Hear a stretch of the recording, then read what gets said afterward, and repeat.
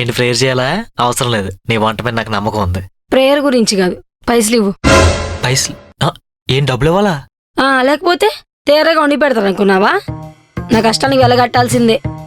బయట ఇచ్చే దాంట్లో కొంచెం ఇస్తే చాలు, నాతో పాటు నీకు వండి పెడతా. నేనేదో ఇంకా నా మీద ప్రేమ పోక వండి పెట్టేస్తున్నావు అనుకున్నాను.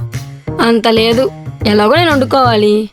ఏముంది, ఒక గ్లాస్ రైస్ ఎక్స్ట్రా, కొంచెం కర్రీ ఎక్స్ట్రా, ఆ డబ్బులేదో నాకే వస్తాయిగా. Money minded. No, business minded. మీ పిల్లలంతా మా మొగులు డబ్బులు అడగడం మొదలు పెడితే మా మగాళ్ళ పరిస్థితి ఏంటో. ముందు మనీ సెండ్ చేసి తినడం స్టార్ట్ చేయి. ఒకవేళ కర్రీ బాగోకపోతే? No refund. అర్థమైంది. డబ్బులు నేనే ఇచ్చి డబ్బులు నేనే తినాలన్నమాట. పిల్లలకి డబ్బులు ఇచ్చి భోజనం చేసిన మొదటి వ్యక్తిగా నేను చరిత్రలో నిలిచిపోతాను. తోకలే సెండ్ చేసా, ఇప్పుడు తినచ్చా? ఆగు, వచ్చే తిను.